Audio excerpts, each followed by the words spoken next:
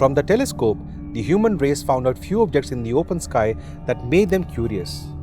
Something that intrigued them so much that they had to be out there to find out more.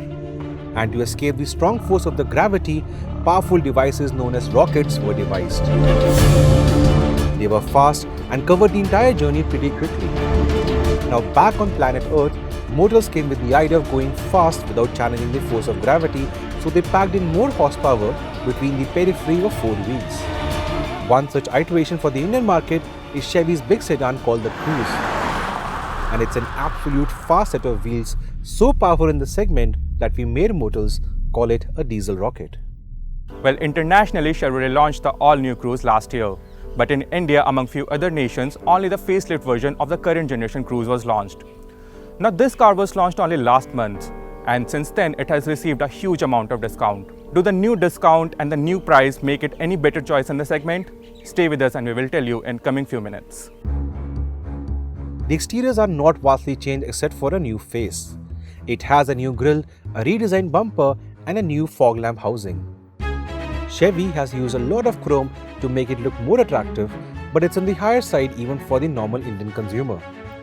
On the side profile, the new Cruze now features a new alloy wheel design. From the rear, the only change is the addition of a spoiler. The big headlamps and the new chrome slat grills, the Cruze does look handsome and strong.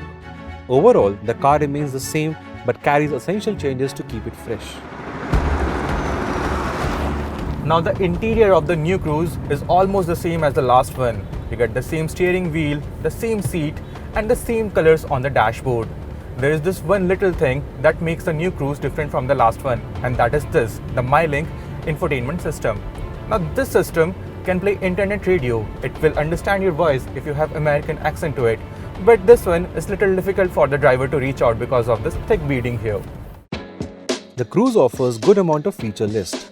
The driver instrument console looks sporty and the driver info display offers important information like distance to empty, current fuel economy and average fuel economy.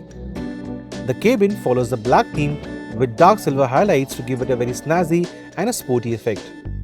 The new 7-inch MyLink system offers good compatibility to the smartphone and can play music through USB, aux input and of course radio. The speakers are good enough for the segment and can match your bass heavy song needs. The AC is quite efficient and comes with the climate control. And on good days, the sunroof can be open as well. But we think a larger sunroof would have been excellent for the occupants. The plastic quality is not too good or not too bad. But drivers like the Jetta and the Octavia do offer better quality and finishing. The seats have good support to them and you sit nicely tucked inside the bucket seats. You do not get thrown around even while taking corners at good speeds. Rear space though can be a bit of a bother for tall passengers, and furthermore there are no rear AC vents. You do get a rear charging point for the passengers, but again, absence of rear AC vents will make you think twice before buying the Cruze as a chauffeur-driven vehicle. If you're planning to take this vehicle for a weekend escape, the Cruze will definitely surprise you with its massive boot. Now the engine remains the same as the last one. It is still 2-liter turbocharged diesel engine which has a power output of 164 bhp. That puts this car in a territory of the Audi A3.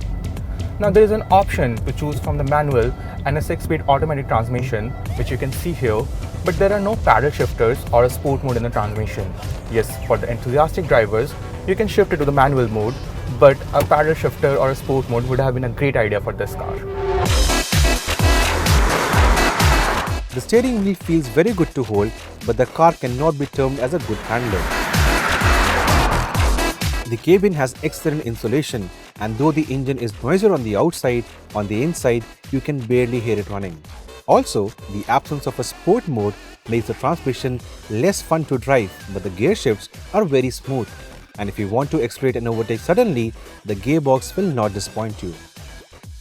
It's an absolute diesel rocket with impeccable straight line stability, but on the corners, the tires simply do not support too much of direction changes. Yes, it is the most powerful car in the segment, but not the fastest one because of the weight it carries. The Cruise weighs more than 1.5 tons, and that shows on the handling of the vehicle as well. Now it is time for the verdict, and this is the most interesting bit about this car. The Cruise competes with the likes of Skoda Octavia, Volkswagen Jetta and Hyundai Elantra. But of all the cars I just mentioned, the Cruise is the most powerful one.